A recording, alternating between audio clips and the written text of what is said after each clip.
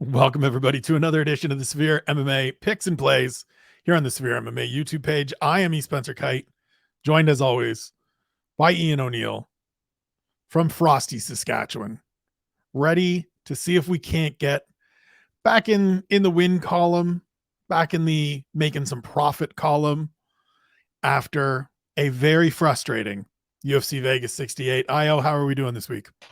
Do you know what? I'm absolutely doing fantastic this week because, I've been thinking how I could word it. I'm just riding on the crest of a wave of what we're going to see on Saturday night. Because look at this is what it's all about for us, Spencer. This is our life. This is this shit gets me up in the morning. I'm thinking about fights like Islam and Alexander days on end and tormenting myself and to get to talk on the preview show a little bit more and to put further doubt in my mind. But like, this is what it's all about. Fights like this, I mean, they really get the juices flowing, and this is the exact reason why I love mixed martial arts. And there's plenty of other great fights on the card as well. Plenty of money to be made, plenty of money to be lost. hopefully plenty of money to be made. We will get into UFC 284 with our picks and plays here momentarily, but as we do every week, we start the show by looking back to the week that was. That meant UFC Vegas 68. And we were in lockstep in our picks, which means we had the same results. We went 6-4-1, each of us. Not bad, right? Winning record. It's better than a losing record. So for the year, you, sir, are at 20-16-1, a .541 winning percentage. I'm 2 ticks ahead of you at 22-14-1. But where things went south, where things were tough, was on the wager side of things. You wagered $80. You brought in $42 for an overall loss on the card of $38.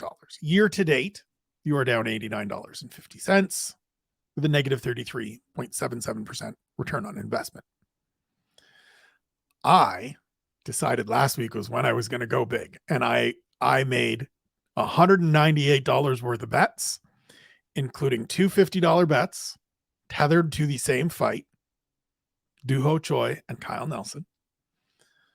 I cashed for $110, which is great, except when you bet 198, it still leaves you 88 short. And I mentioned the Kyle Nelson Doo Ho Choi fight because Chris Taglioni taking that point, and look, I talked about it in my immediate recap of the event. We criticized these officials for not taking points when they notice fouls and recognize fouls, and he took it. There was no hesitation. I applaud him for it. But it cost me 2 tickets, two $50 tickets. Doo Ho Choi cashing to win that fight would have returned $76, and the 3-fight parlay of Tatsuro Taira, Marcin Tybura, and Doo Ho Choi would have returned another $110. So it's $190.79 that didn't come back home. That would have put me $2 to the good. And it's only $2, but it's better than being $2 down or better than being $88 down. So Chris Taglioni, I applaud you for doing your job, for being emphatic, but you screwed me, you bastard. So year to date, I am down $126.50 for a negative 33.12% ROI. As we get going forward, I know, a little tease here for the folks. You're dialing it up a little bit. I'm dialing it back a little bit. I need to take a little bit of an easier week after that kind of burn. But as we say, before we get into UFC 284, every single week we remind you, this is monopoly money for us. These are just numbers on a spreadsheet. These are picks that are on paper and on video here for you to enjoy. We are not making these actual wagers. I did not spend nearly $200 trying to chase winners last weekend. My wife would absolutely kill me, and I'm sure your missus would do the same. So please, don't put in what you can't afford to lose. Gamble responsibly. If you or anyone you know, anyone you care about is struggling with problem gambling, we have always and will always attach in the show notes some links to problem gambling websites in the United States, in Canada, in the United Kingdom, and in Ireland. Check those out. Reach out to somebody. talk to somebody. This is meant to be fun. This is meant to be a little bit of spice to add to a great night of fights, or to liven up maybe a quieter night of fights like we tried to do last week. But it's just meant to be a good time. Please be responsible. Please do things safely. Put in what you can only afford to lose, because the house always wins. It's a losing racket overall. We are proving that week in and week out, Mr. O'Neill. Are you ready to go? I'm ready to go, sir. Let's do it. Well, then let's dive in. UFC 284 RAC Arena in Perth, Australia. Saturday here for us. Sunday morning, Sunday afternoon for the folks local in Australia. And it is headlined by a lightweight championship fight between Islam Makhachev and the featherweight champion Alexander Volkanovski. Good sir, who are you picking? And do you have any plays? I do have a play. I'll get to that in just a second. It's just been such a difficult one. There is a lot of unknowns about this fight, and particularly surrounding Alexander Volkanovski coming in here and how he's going to handle the move up in weight. There's no question in the man's mindset. It's as strong as any fighter that we've seen inside the octagon, and a strong mindset can get you so far. There's been one real kind of exclamation marker surrounding this fight, and that is the size and strength difference and who that will favor. And basically how I can describe it is that, will Islam Makhachev take down Alex Volkanovski? Yes, I think he will. Will Alex Volkanovski be able to get back up? Yes, I think he will. But I don't know how many times he's going to be able to get up. And I don't know how many times he's going to have to get up. And I just feel that the size, and I'm interested to see the strength battle, and I'm interested to see how long and who can maintain it over the course of the fight. And I just feel that Islam is going to come in with a style that's going to eventually drown Alexander Volkanovski. And that's why I'm going to pick Islam Makhachev. My pick, which could be out right now on SevereMMA.com, go and check out all SevereMMA staff picks, is Islam Makhachev to win by third round submission. And that's my play as well. I went for it. I said true. I think that we're going to see some very exciting spells in this fight early days, but I'm very, very curious to see if Alexander Volkanovski can keep his cardio in check, can show the strength to keep the fight on the feet, because that's the route he needs to take to win this fight. If you ask me, he needs to keep this fight on the feet. And if he does so, he's got an excellent chance of winning this fight.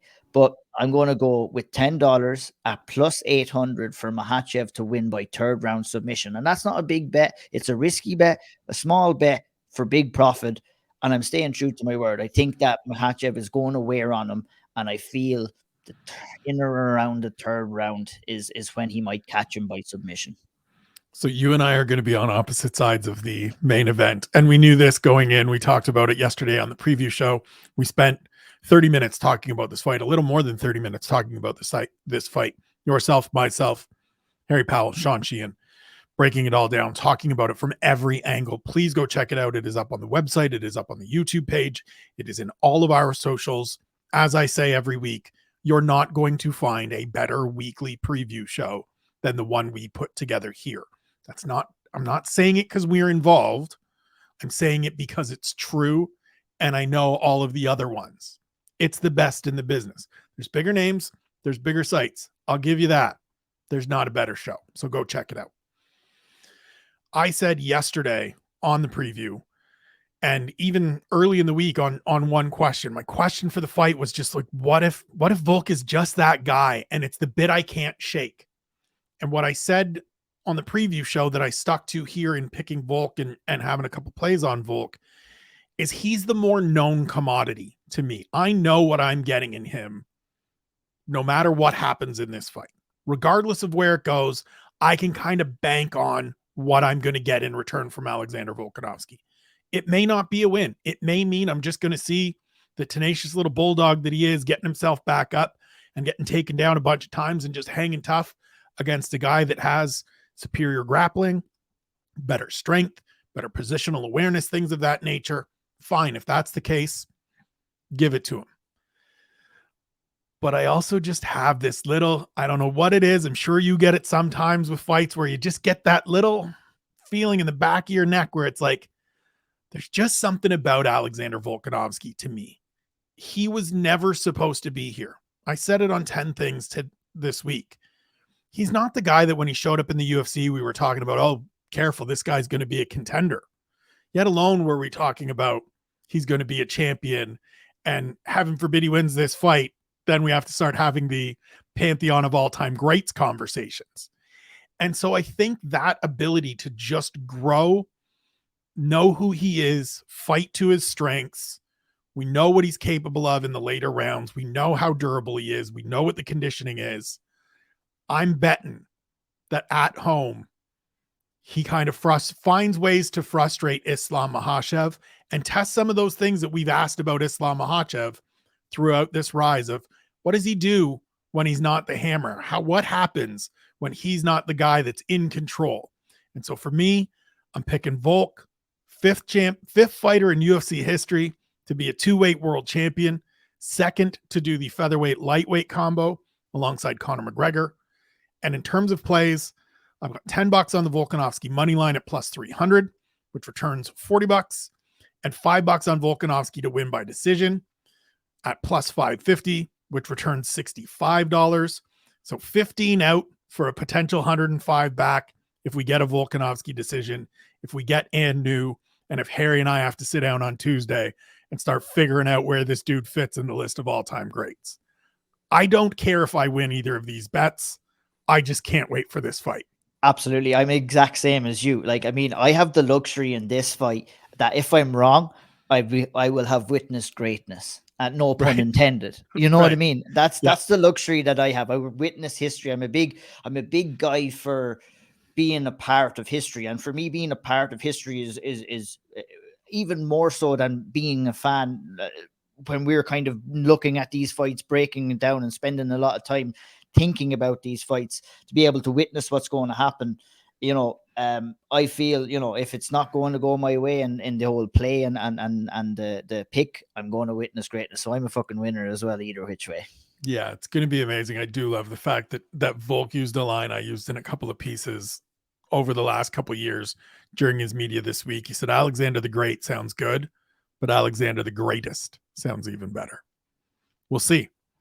Move to the co-main event, interim featherweight title fight, Yair Rodriguez versus Josh Emmett.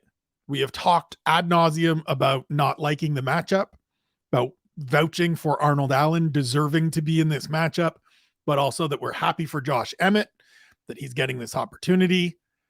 All of that said, I am picking Yair Rodriguez. I just think he's the more dynamic fighter. I think there are more potential avenues to victory. Just in the fact that, and we talked about it at length again on the preview show, and I think Sean touched on it specifically, that Josh Emmett can get very patterned. He can be very formulaic in what he throws. And against a guy like Yair Rodriguez that has all of that creativity and all of that ability to do things that are outside of the box, I think it creates opportunities for him to land the kind of shot that either puts Josh Emmett out cold or puts him in a bad enough spot that Rodriguez is able to finish. But in terms of plays, I am staying away. This is one of those fights to me that I can see it playing out any number of ways. I can see either of these men winning. I can see it being a quick finish. I can see it stopping somewhere in 25 minutes, and I can see it going the distance. So I'm just going to pick Rodriguez, sit back and enjoy the fight, see who is either going to be the new leader, the new ruler of the featherweight division, should Volkanovski win and decide to stay at lightweight, or see who gets the honor of getting their ass handed to them by Alexander the Great later this year. What did you decide here, sir? My pick is Yair Rodriguez, the same as you. His dynamic style on the feet, I feel, is going to cause Josh Emmett problems here. Look, at Josh Emmett wants to walk you down and get inside boxing range and land his big bombs. I think when you're dealing with a kicker like Yair, you're going to have a contrast in styles in distance here. And I think Yair is going to get off his work at a safe distance without Josh Emmett kind of, coming in and being able to land those big bombs. And that's why I feel, and I'm leaning towards Yair Rodriguez in this fight to win. My bet might surprise you a little bit. I've gone for $50 at plus 150 for Yair to win this fight on points. Everything that you said, I believe, is to be true. This fight could be finished in an instant, but this is an opportunity that Yair has been wanting for so many years. Whether you feel that he deserves it or whether he doesn't, but now it's here. And I cannot see him going out there and being too extravagant on the feet or taking too much chances, because I think if he sticks to a simplistic way of striking and to keep that distance away from the boxing of Josh Emmett and use his speed with his own boxing, he can get in and he can get out and he can outpoint Josh Emmett in this fight. And I believe if he starts getting really crazy and throwing extravagant shots, well, you're going to leave yourself open to be knocked out there. And I'm not too sure whether he's going to be too willing to do that in such a prestigious fight like this. And that's my reasoning. I've gone big. I'm pretty confident about this, but you know what? When you're in there with big hitters like Josh Emmett, anything can happen. And you know what? Yair might go out and prove me wrong and pull off some Matrix type shit as well and Josh Emmett out. But I really think that,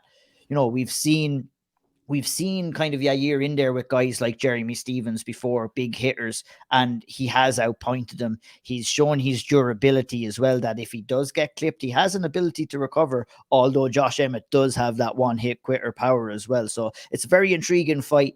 I've gone with Yair. $50 at plus 150 will get you back 175. It'll clear us for the whole night if it happens. But we'll see. We'll talk about it next week, I guess. I'm getting a little PTSD for you from my $50 wagers last week. I hope that they work out better for you than they did for me, but I'm rooting for you, my friend. We move to the middle fight on the main card.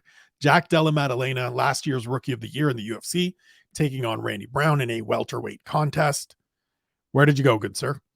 My pick for this fight is Jack Della Maddalena. I'm just simply very high on Jack Della Maddalena. I love his forward moving style. Now, we discussed on the preview show how difficult a task this is for him.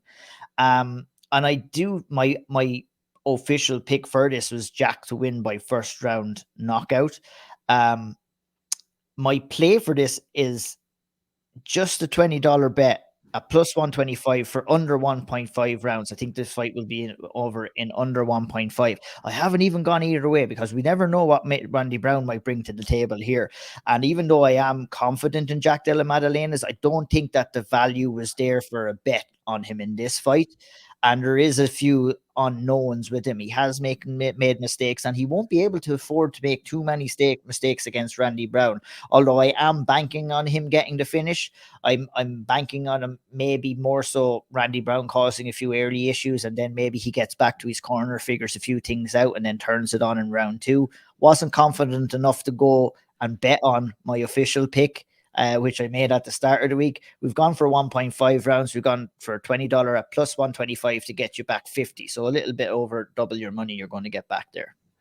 So I agree with everything you said and everything we talked about yesterday on the preview show about this fight, that Randy Brown is a more dangerous fighter than I think a lot of people understand or recognize.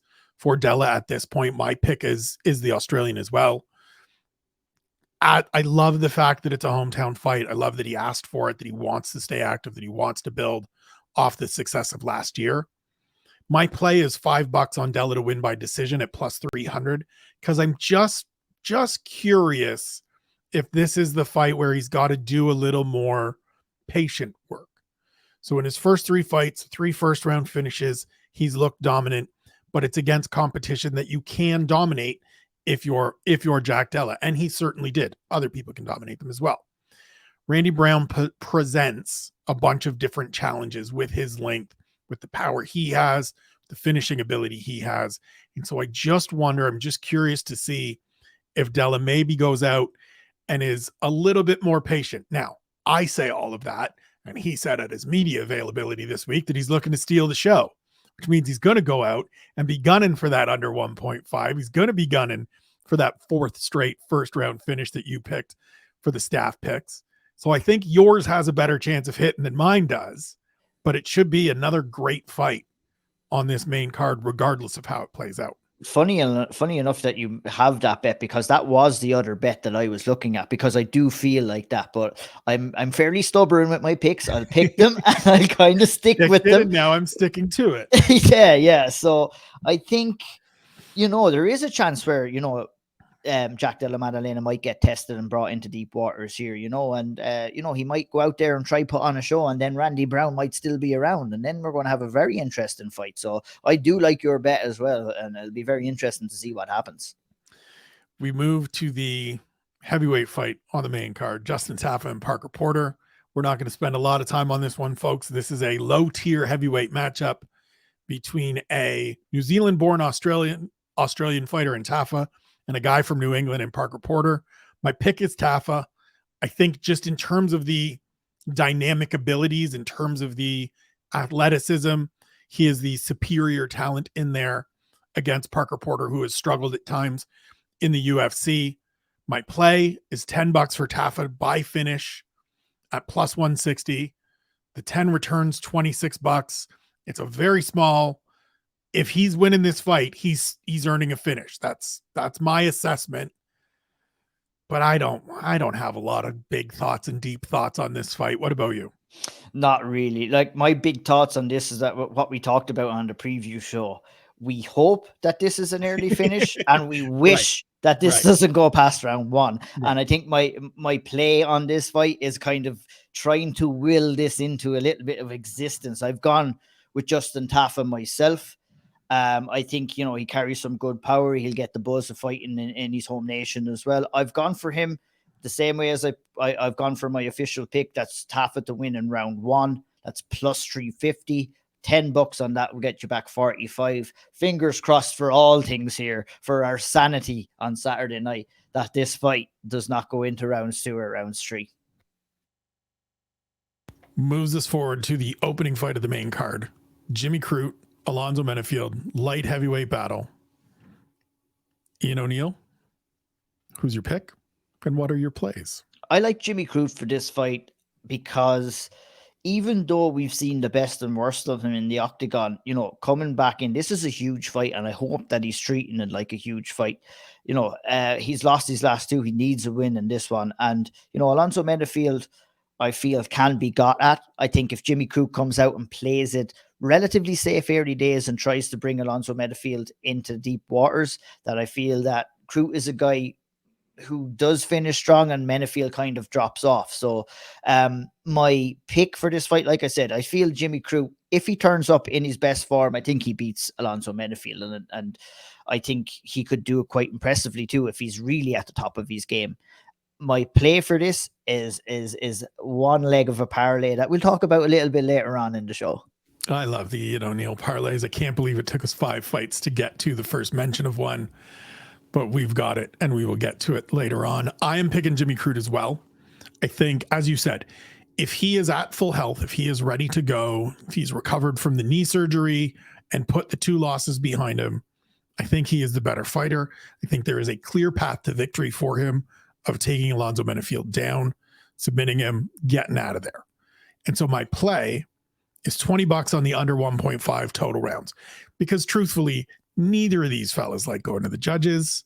Alonzo Menifield is a gigantic human being with big explosive power that is going to come out looking to smash Jimmy Crute. And so while I'm picking Crute, I'm picking the Australian, my overall sense is that somebody's getting finished in this fight, and it's probably happening relatively early. So give me the under 1.5 rounds at minus 130. $20 gets you 35.38. So you make that $15 profit. Listen, as we said at the top, I was going to be really happy with a $2 profit last week. So $15 on 20. Let's go. Profit is profit. Profit is profit. It is the SevereMMA picks and plays for UFC 284. E. Spencer Kyte, Ian O'Neill. We are on to the prelims where we stay in the light heavyweight division. Tyson Pedro and Modestas Bukauskas. My pick here is Pedro. I just think that him having a full camp, Modestas coming in on 2 weeks' notice, having fought at the end of December and again early in November. So he's had camp on camp on camp on fight on fight on fight. It's just been a lot. I fully understand him accepting this opportunity to come back to the UFC, but I just think it's asking too much of him. Tyson Pedro looked very good in his 2 wins last year against lesser competition. Certainly give you that. Ike Villanueva, Harry Hunsucker, not household names, not dudes that are cashing UFC checks anymore, but he got the job done. He got those wins in the bank, stayed healthy. That's a big thing for him. And now he moves into this year healthy, moving forward, fighting at home. I think he goes out and gets a big victory. But in terms of plays, I'm staying away.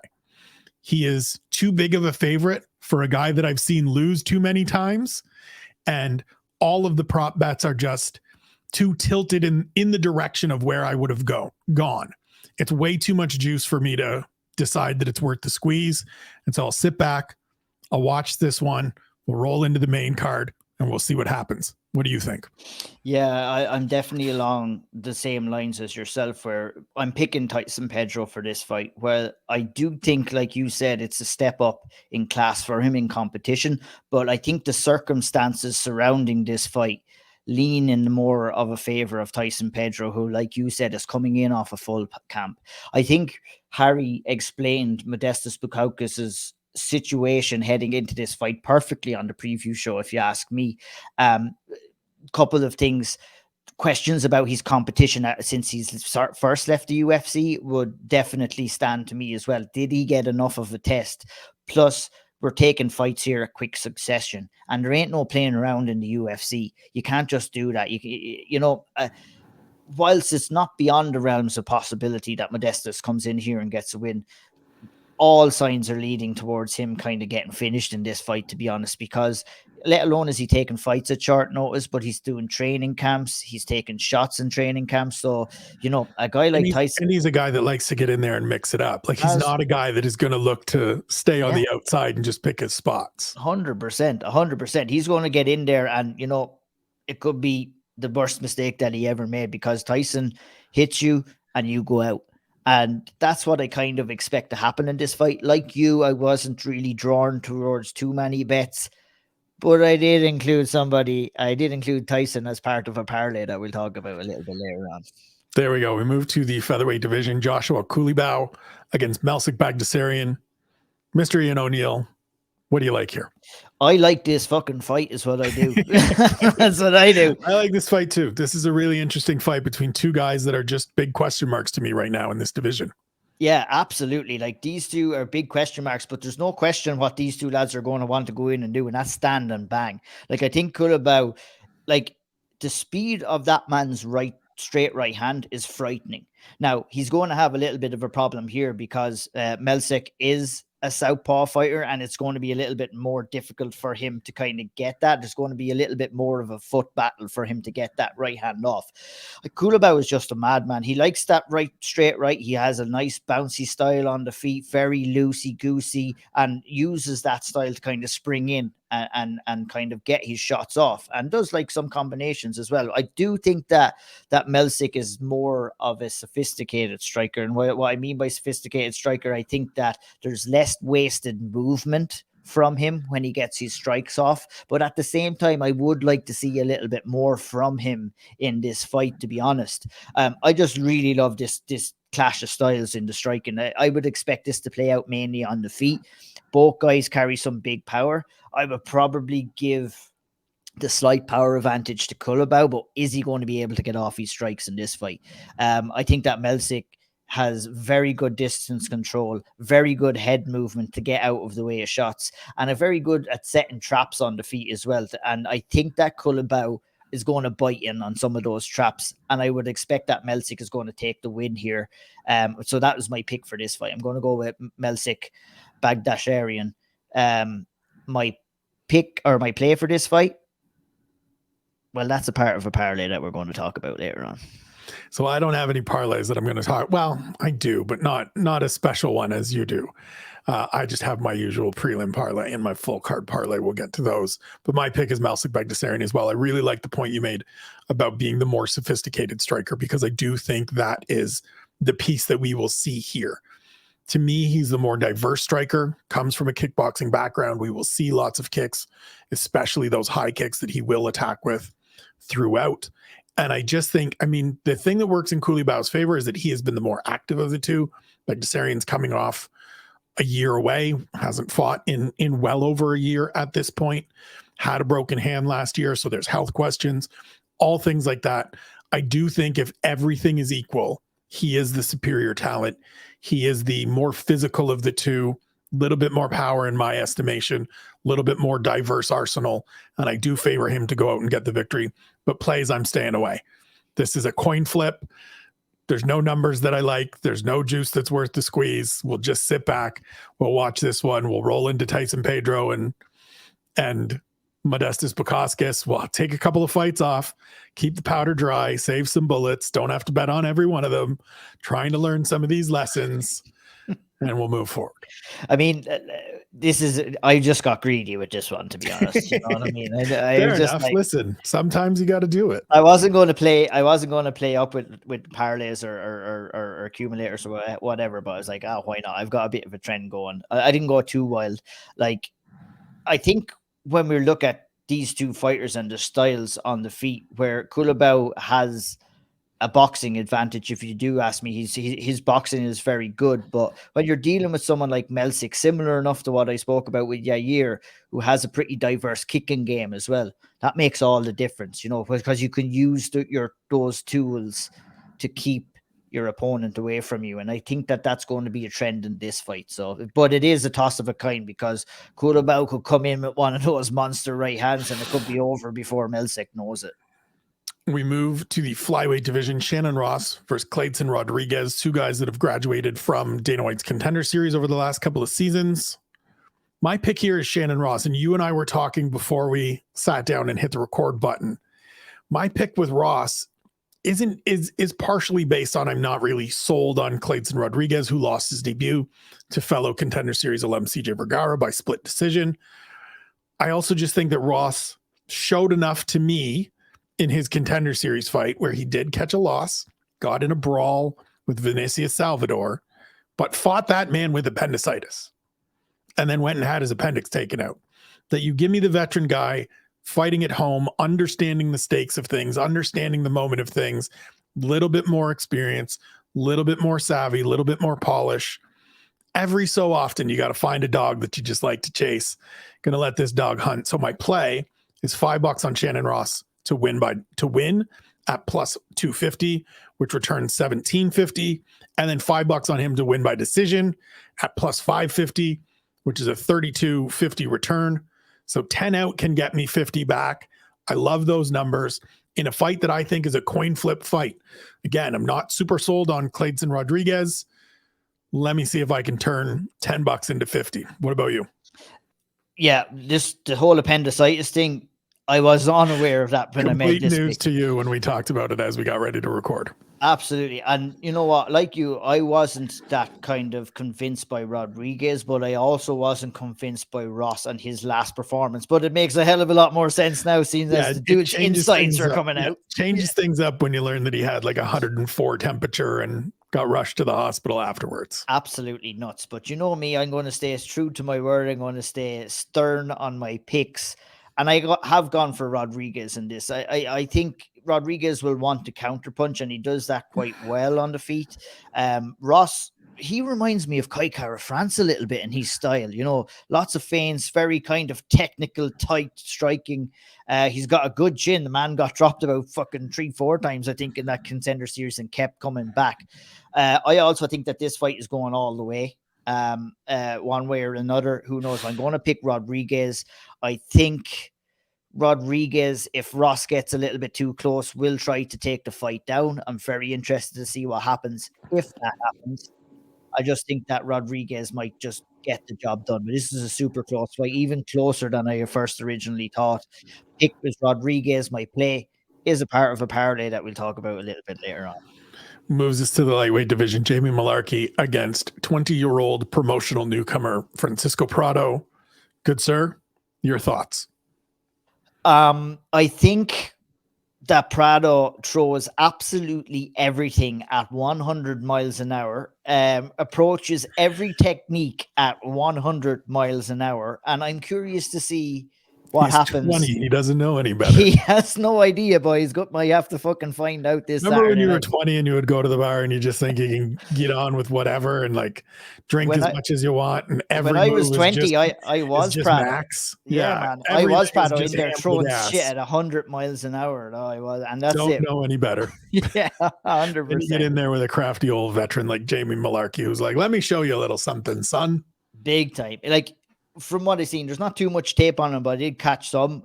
He likes to bully his opponents, and I think he's not going to be able to do that against Jamie Malarkey, to be honest.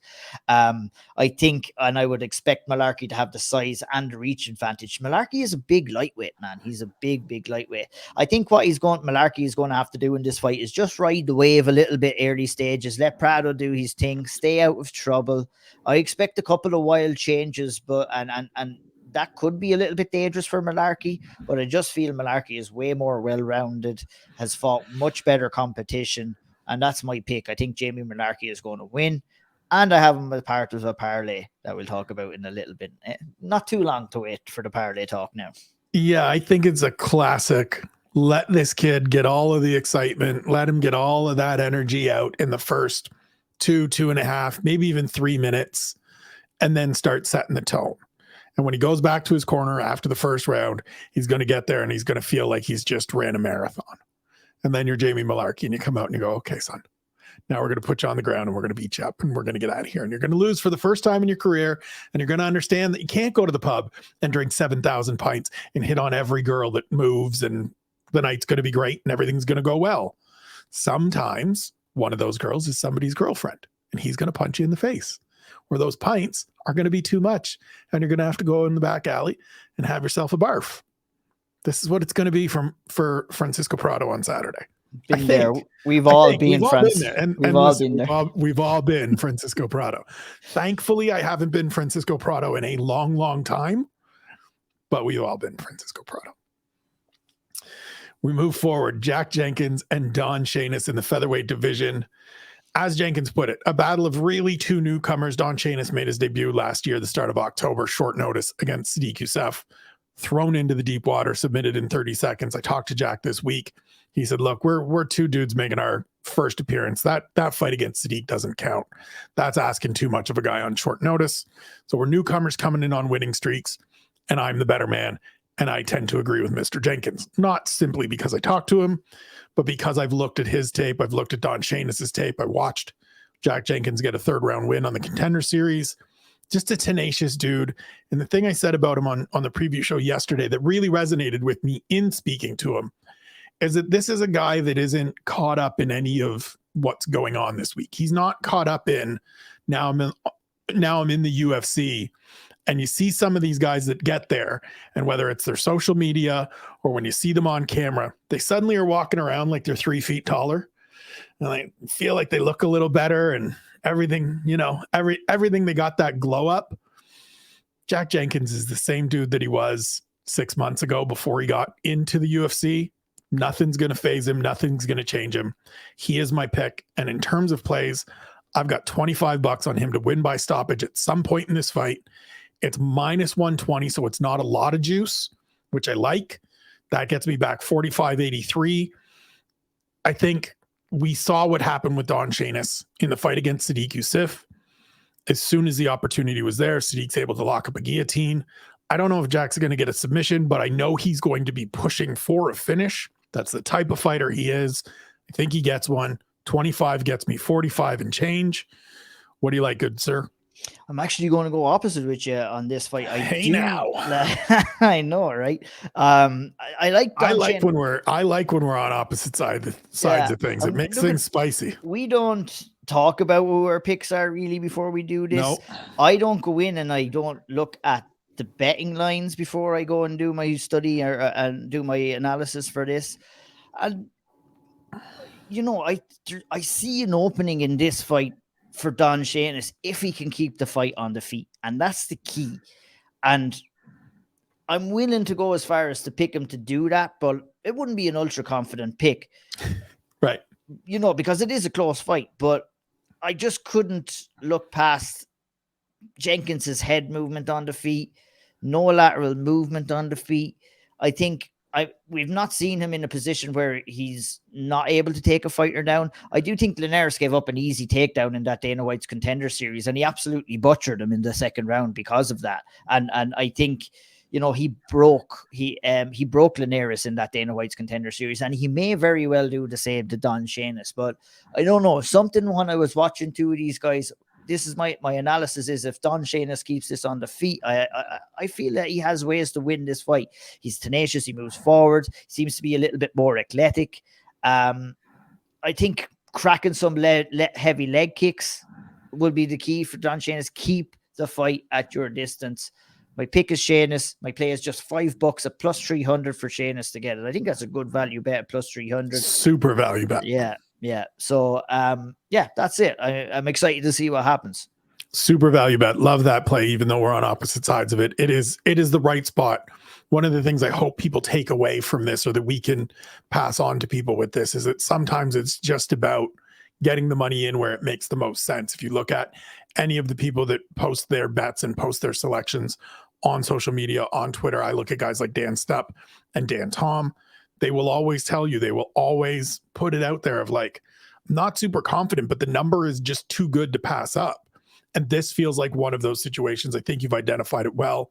That 5 gets you a really nice return if it comes through. And if not, it's just $5. You can afford to lose it. Great play. We move to the strawweight division. Loma Lookboonmee and Elise Reed. Ian O'Neill, who is your pick? And do you have any plays? I have a pick and I have a play in this fight. Too. Yeah. Well, maybe a little bit of a parlay that we'll talk about in a couple of minutes' time now. But I like. This one has been a difficult one for me because I've been kind of tipping over and back on who I feel is going to win. I think Elise Reed is going to be super dangerous in round 1 in this fight, to be honest. I think she does start strong, but she fades. And I think Loma is a good enough fighter to make her work on the feet and get her tired. And I think she slowly will take over as the fight progresses. I think the fact that Elise Reed, how badly she tired in her last fight, really worried me. She left herself open for leg kicks, which is bad news against someone like Loma Lookboonmee, because she's coming in with that prestigious Muay Thai background as well. If Reed can maybe get Loma on her back, we've seen Loma going for takedowns in her last fight. I think that was a huge mistake. I think she made hard work of her last fight. I think she's going to have enough for Elise Reed in this, and I fancy her to win it. So my pick is Loma Lookboonmee to win. And I have that as part of a little bit of a parlay that we'll talk about in a few minutes. Yeah, I struggled with it as well, and ultimately ended up in the same spot as you. I do think Loma has enough overall to give Elise Reed trouble. I think your assessment of sort of early stages Elise Reed is very good. The later we've seen her fade. That Sam Hughes fight is a great example of that. And I just think Loma is a little bit stronger, a little bit more physical, has a little bit more to her game than even somebody like Sam Hughes does. And so listen, it's not MMA math. I'm not doing the like, well, if she can beat her, then this. If Sam Hughes can give her trouble, I think the Hickman brothers and the team at Bang Tao craft up a game plan, figure out a way for Loma Lookboonmee to have success, go out there and get a victory and get her hand raised for a second straight fight. Moves us back to the featherweight division. Shane Young against newcomer Blake Bilder. This for me has been the hardest fight to pick. I am admittedly a Shane Young guy. I like him. I think he's tough as nails. I like fighters that come forward and want to throw hands and happy to get into dirty, messy exchanges and just battle hard. But I also think Blake Bilder's not a bad fighter at all. You look at some of the guys that he's fought over his last couple of fights, a good win over Alex Morgan on the Contender Series to get into the UFC, undefeated, 7-0-1 in his career, a little bit older. Another one of these guys like Jack Jenkins getting into the UFC at a little bit older age than most prospects, most newcomers. He's got to go across the globe to get it done, but I think he's going to get it done. there's something about this fight. I think he's going to be able to find a way to put Shane Young on his heels and then put him on the ground and get it done there. So my pick is the upset and Blake Builder, but I'm staying away in terms of plays. I got nothing. And I just realized that didn't say that for the last fight as well. Nothing, no plays. These are two fights where they're close fights. They're competitive fights. I'm looking forward to watching them, but there's nothing here that I want to go chasing. If Builder was a little bit more of a dog, I would probably get in, if it's similar to your Don Shainis play. If it's a little bit higher number, then I get in. And if it goes up over the next day or two, day and change, I should say, then I'll maybe get in, and I will let everybody know on Twitter if I do indeed do that. But for right now, no plays. What do you think about these featherweights?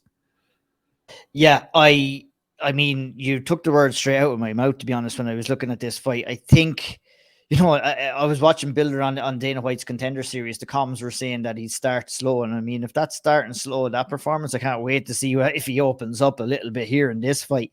I think both of these guys are similar enough in the styles that they bring. And I think, for me, the defining factor in this fight is that I feel like Young is going to want to try and get this fight down. And if he can't get the fight down, he's going to be in big trouble, because I don't think he lands his inability to land impactful shots on the feet could end up costing him in this fight. For many of the reasons that you said about Builder, I've gone for Blake Builder in this fight. I have stayed away from picking Builder because I believe that his money line isn't that much value. I think that you're going to have to bet big to win big, and I'm not willing to make a gamble on this because it's just such a close fight. Builder's coming in as a former CCFC featherweight champion. So, he's been there. That he can last the pace. And I think he's going to set a pace in this fight and kind of just kind of swamp Shane Young. Whether he gets the finish, whether he gets the decision win, I just can't look past Builder in this fight. Opening fight of the night, Zubaira Tukhugov takes on Elvis Brenner. Was originally supposed to be Nasrat Hakparas, which would have been a hell of an opener. But he gets the newcomer instead. What are your thoughts on the opener? I just think it's an experienced guy against a newcomer, and it's hard to look past Tukhugov in this fight, to be honest, because, while I don't feel that we've seen him fight at his best for all that long inside the octagon, it's still there. It still exists, and he's coming in on a full camp here. Okay, this is a tough task for Elvis Brenner on his UFC debut, man. I can't look past Tukhugov, but at the same, there's too much unknowns for me with Elvis Brenner. There's not that much tape out on there. I didn't get to see him enough to kind of make a confident play on this fight, but I've seen enough that I'm going to pick Tukhugov to get the win in this fight. I mean, there is some money to be made on a Tukhugov finish, but I'm not confident enough. He seems to tend to kind of push from down. You're not one to say it. He fights down to the level of his competition. You're wanting to be nice. Yeah, that's he right. Comes in there and he kind of just fucks about sometimes. He does. He just wants to go in there and fight to win rather than fight to finish, where, I feel that with Zubaira, it's like he'll come in and he'll push hard for maybe 3 or 4 minutes in round one. And if he feels that he can't break his opponent at that stage, he'll just rest on his laurels and just cruise to a decision win, or sometimes a decision loss, So I do feel he's the better fighter, the more well-rounded fighter coming in here. I think he should be looking to come in here and finish. So if you want to try and put something down, maybe go for him by first round finish. He has a couple of first round finishes before. I'm not confident enough in his abilities. I haven't seen enough for him to prove it to me that I'm going to put some money down on him to do that. So I'll pick him, but my plays, I'm leaving here. This fight didn't even make it into my parlay list, and that's a sure sign that you stay away from this fight. I echo everything you said. It is a gargantuan challenge for Elvis Brenner in his UFC debut to fly across the globe and face a guy that's got 10 UFC appearances. Each of his setbacks or non-wins in the UFC, because there's a draw in there, is a split decision, is a super close fight. It's a guy, as we talked about on the preview show, that could very well, if he actually stepped on the gas a little more, be undefeated and be one of those people that we're talking about as being a contender, instead of him being this frustrating guy that we all know how talented he is, but we just haven't seen it consistently enough. I, like you, think there are opportunities for him to finish. think this should be a fight where he goes out trying to finish and trying to make a statement, but I can't trust him at all. And so it's pick Tuhugov and just back away. First 3 fights of the night, my money is staying in my pockets. We're keeping it away, keeping it in the wallet, and we'll just see what happens later on, which brings us to my favorite part of the show. Ian O'Neill, what are your parlays? Good man. All right. Well, we got, maybe I'm cheating a little bit, but I've got 2 trebles. I'm going to call them parlays just for the fun of it anyway. I've got the Aussie, I treble. That's 3 Australians to get the win. That's what I'm going. I feel I'm going to lay. I like when you name these things. This is great. Yeah. God, this is so good. Yeah, this Aussie, I. All the I's are going to be for the 3 wins that we're going to get in this treble. I've gone for Jamie Malarkey at -275 to get the win straight up. Tyson Pedro to get the win at -250, and Jimmy Crute to get the win at -188. That's the dodgy one in this treble, if you ask me. But I've gone for that. $25 get you back $73.11. So might it's have all to right. Look into that. Yeah, that's might have to borrow that one. Yeah. I'm pretty confident in that one. I'm pretty confident in that one now. We were both let down by 4-leg parlays last week, and I decided this week I didn't want to stretch it any further. Off a leg. Yeah. Make it a tripod. We'll make it a tripod. My next one is to go on the distance parlay. I've had to go on the distance parlay before. I'm going to have to go in the distance parlay again sometimes. It's 3 fights. To be honest, it's a 3-leg parlay. We're going with Loma and Elise Reed to go the distance at -275. We got Melsick and Kutalab or Kulabayo to go the distance at -150. I think, although both of them are pretty good strikers, I think they both have styles that I could see them going all the way, and I'm not willing to kind of pick which guy is going to win that fight. And then Ross and Rodriguez, I've picked those guys to go all the way at -125. And a cool tenner will get you back $40.91 as well. So a little bit more risk, obviously, when you're predicting fights to go the distance. Obviously, anything can happen in there. That's why I've kind of culled the actual bet down itself to just $10. I think it's a good value bet. I think it has a fair good chance of coming in, but this is the type of bet that you're going to get 2 up and one is going to let you down, to be fair. But we'll see. Fingers crossed. I'm feeling confident this week. Do you know the way you said you feel something about Alex Volkanovski? I feel something brewing into this week, Spencer. I think we're going to have a happy opening to next week's show. I'm really looking forward to it, and I'm looking forward to hear your parlays as well.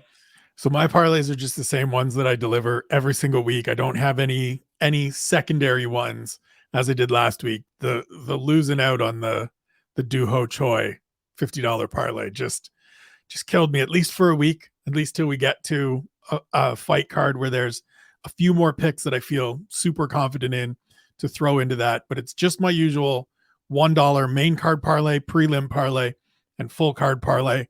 So the main card is Alexander Volkanovski, Yair Rodriguez, Jack Della Maddalena, Justin Taffa, and Jimmy Crute. $1. The odds are just over plus 2,000. So it returns $20.98. Take that any day.